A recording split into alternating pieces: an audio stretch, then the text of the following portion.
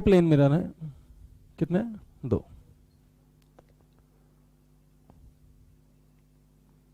एक लाइट इसके पैरेलल आई, M1 के पैरेलल आई है, पैरेलल समझते हैं ना, और दो रिफ्लेक्शन के बाद M2 के पैरेलल चली गई, मतलब ये और ये पैरेलल है, तो थीटा बता दो। चलो भाई एक और सवाल, फिर से दो मिरर, प्लीज ध्यान दें। अब की बार इनके बीच का एंगल 45, मुझे नहीं पता लाइट कैसे आई, बिल्कुल नहीं पता साहब कैसे आई, पैरेलल तो नहीं है, ऐसे है, ठीक। यहां टकराई और टकराने के बाद ये ऐसे चली गई, तो ये एंगल बता दो।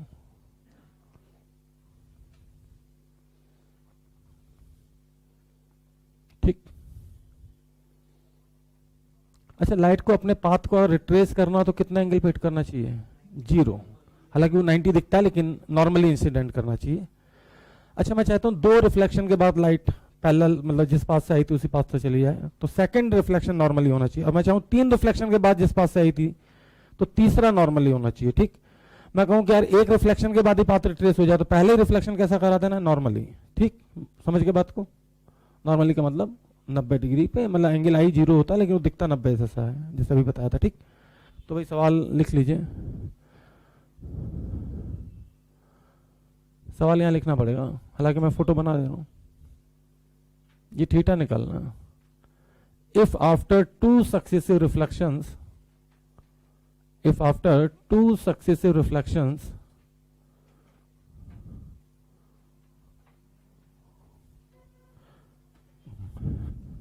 if after two TW2 successive reflections light ray should retraces its path, light ray should retraces its path, find theta।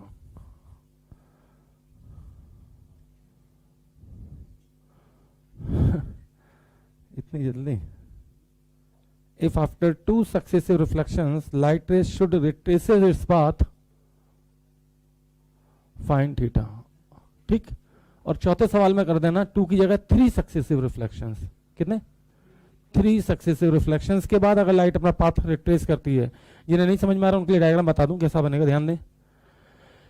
3 के बाद अगर पाथ रिट्रेस कराना है तो तीसरा जो रिफ्लेक्शन होना चाहिए वो कैसा होना चाहिए? नॉर्मली। 2 के बाद रिट्रेस कराना है तो दूसरा रिफ्लेक्शन नॉर्मली होना चाहिए। तो बता दूं आपके कि इसके लिए जो डायग्राम बनेगा वो ऐसा बनेगा, देखो ऐसा, ऐसे। तो जिस पास से आएगी उसी पाथ पे चली जाएगी। और इसके लिए बनेगा वो ऐसा बनेगा भाई, पहला रिफ्लेक्शन, दूसरा और फिर तीसरा,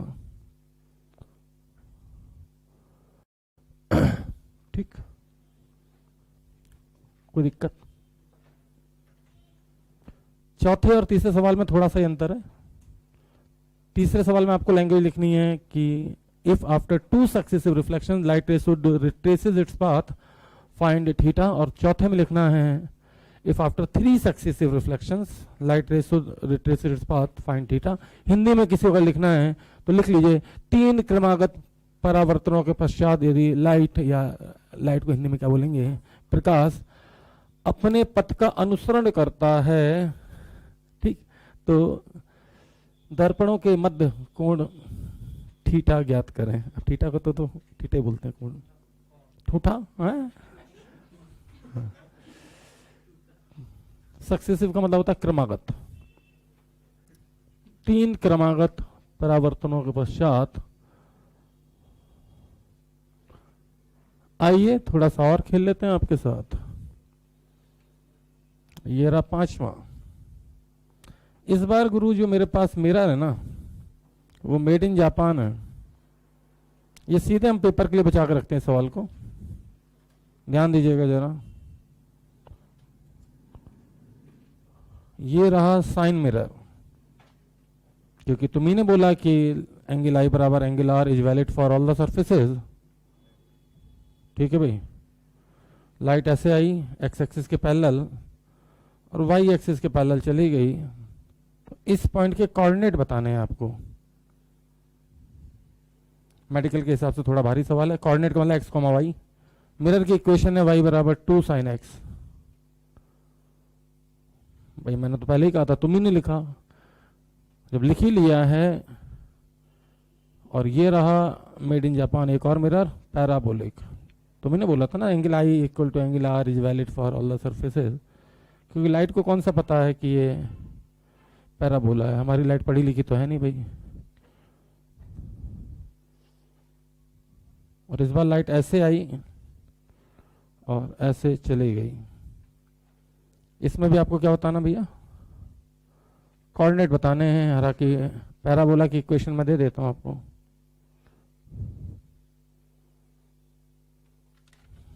थोड़ा सा टफ कर दिया मैंने। y बराबर x square by 4।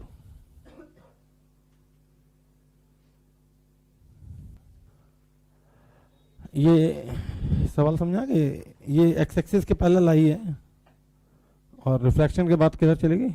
Y axis के पैरेलल। ये सवाल बहुत अच्छा है, पहले बता दूं। ये दोनों अगर ये पेपर में आ जाएं, हिला नहीं सकता बच्चा 100%, अगर पहले से नहीं किए तो। सॉल्व करें। आओ भाई, ट्राइंगल के तीनों एंगल का सम 180 होता है, ये मैंने बोला था, लेकिन आज नहीं करने दूंगा तो नहीं करने दूंगा। देख लीजिए, वही करने जा रहे हैं, सामने देख लीजिए। यार मुझे पक्का ऐसे पता है कि ये थीटा है, हाँ है ना? कोई दिक्कत तो नहीं?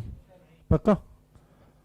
Always draw normal. नॉर्मल जब तक नहीं ड्रॉ करोगे तब तक तुम सवाल समझ ही नहीं पाओगे। अब मुझे बताओ, ये थीटा तो ये कितना? 90 माइनस थीटा, तो ये भी कितना?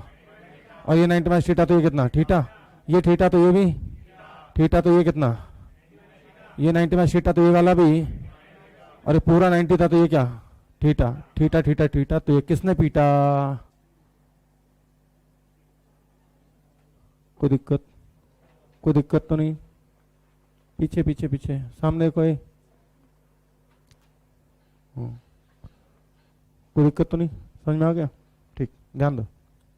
सामने देखो भाई, बकवास करने को कुछ भी कर ले।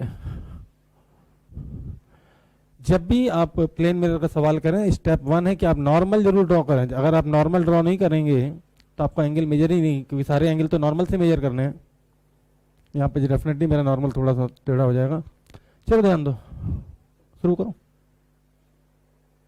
ये अल्फा, तो ये भी, तो ये पक्का। ये बीटा मान लेते हैं, तो ये बीटा। कोई दिक्कत? तो ये वाला जो बचा, ये प्लीज सामने देखना, कुछ कैलकुलेशन करूंगा। 45 plus 90 minus beta plus 90 minus alpha बराबर 180। 180 तो 90 90 180 कट गया, तो अल्फा प्लस बीटा बराबर, पक्का दिखा? अरे जिसको नहीं दिखा ना उसके लिए खास, एक्चुअली कुछ लोगों को ना बीमारी होती है लिखने की। 45 plus 90 minus alpha plus 90 minus beta बराबर 180, फिर वो काटेगा नालायक, फिर माइनस माइनस उधर ले। तो ये कैलकुलेशन हम बचा सकते थे। सही है? हमेशा अगर आपको स्पीड बढ़ानी है तो कोशिश ये करें कि कैलकुलेशन मैक्सिमम ब्रेन में करें, पेन कम से कम चलाएं। ध्यान देना भाई। अच्छा ये थीटा, तो ये वाला भी। अच्छा 2 alpha plus 2 beta plus theta, 2 alpha plus beta plus theta बराबर कितना? दिखा? और ये 90 है, 90 दिखा? ये 45 हुई, 90। ट्राइंगल के तीनों एंगल का सम 180 होता है। आज नहीं करने दूंगा, बोल के, बकायदा बोल के कर रहा हूं। फिजिक्स यहां कहां लगी? कहीं भी नहीं। चैप्टर का नाम क्या है? Geometrical optics. तो ज्योमेट्री तो घुसेगी। एंगल आई बराबर एंगल आर के अलावा फार्मूला नहीं है। और अब तुम सोच रहे हो कि यार फंसाना भी है बच्चे को, तो कैसे फंसाओगे? ज्योमेट्री में। हमेशा याद रखना, प्लेन मिरर में सिर्फ ज्योमेट्री में फंसा सकता है। ध्यान दो भाई, इधर आ जाओ।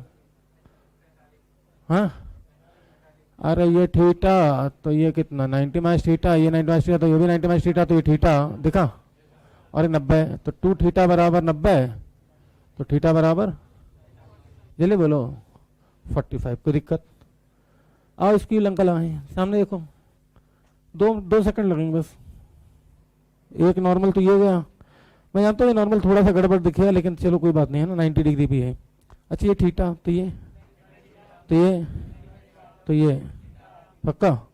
चलो इस एंगल को कुछ मान लेते हैं बीटा, तो ये भी बीटा, तो ये वाला पक्का? तो और ये 90 है, तो सोचो 90 90 तो गया, थीटा बराबर बीटा लिख दूं क्या? पता चला कैसे लिखा? नहीं चला ना? अरे गधों, theta plus 90 minus beta plus 90 बराबर 180 है। राम, लिखने की बीमारी क्या है लोगों को? अरे ये 90 था, ये ऐड करोगे ये ऐड करोगे तो ये 90 मिलके तो 180 काट देगा, और जो माइनस बीटा पल्ली साइड में जाएगा, पल्ली साइड मतलब अलीगढ़ वाली भाषा है थोड़ी सा, दूसरी साइड जाएगा तो कोई दिक्कत? अब सामने देखो ना, लिखना किसको होता है? ये 90 तो इन दोनों का सम भी कितना?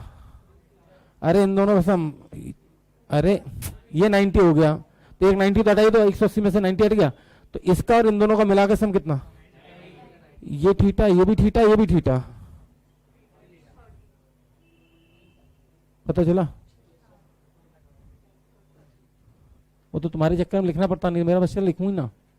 अरे थीटा बराबर बेटा, थीटा थीटा थीटा 90, थीटा बराबर 90 तो थीटा बराबर 30। राजू की शीट के सौजन्य से है ये, ठीक? वो नहीं है। अब मुझे बस एक चीज बता दो, चाहे चैप्टर का नाम एनएलएम रहा हो, चाहे वर्क पावर एनर्जी रहा हो, मैं पैराबोला तो जरूर लेके आया हूं। याद आया? पूरी फिजिक्स में जब भी इक्वेशन दी जाए तो उसे डिफरेंशिएट कर लो। डिफरेंशिएट का मतलब dy ओवर dx, और dy ओवर dx हमने मैथमेटिकल टूल्स में पढ़ाया था। डिफरेंशिएशन का मतलब होता है tan थीटा। तो प्लीज ध्यान दें यार, ये पैराबोला में मिटा के यहाँ पे एक टेंजेंट खींच दूं बस ऐसे, और कहूँ ये मिरर है, तब भी तो काम चल जाएगा। याद करो, अभी थोड़ी देर पहले ऐसी तो मिरर इंक्लाइन बनाया था। तो प्लीज ध्यान दें, मुझे एक चीज तो साफ पता चल रही कि एंगल 45 है, ये दिख रही है। क्यों पता है? क्योंकि भैया ये 45, ये 45 है, 45 से 90, ये 45, ठीक? अभी 5 मिनट पहले ही कराया था। अब मुझे एक चीज और मेरे मास्टर ने सिखाई कि बेटा जब भी इक्वेशन मिले क्या करूं? डिफरेंशिएट। तो dy ओवर dx कितना आएगा? 2x/4 मतलब कि x/, और मुझे पता dy ओवर dx कुछ और नहीं देता, tan थीटा देता, और थीटा मुझे पहले से पता है, x बराबर, और x अगर 2 रख दें y1, कोई दिक्कत? सही है? आपको याद हो मैं एनएलएम में भी लाया था ये पैराबोला सुडो फोर्स के साथ, फ्रिक्शन में भी लाया हूं, एंगल ऑफ रिपोज में पैराबोला पे जब चढ़ाया था, ठीक? पैराबोला तो मैं लेके आता ही आता हूं, क्योंकि भैया इस मिरर को या लाइट को नहीं पता ये पैराबोला है। कोई दिक्कत? ओह ताऊ लो, इधर देखो,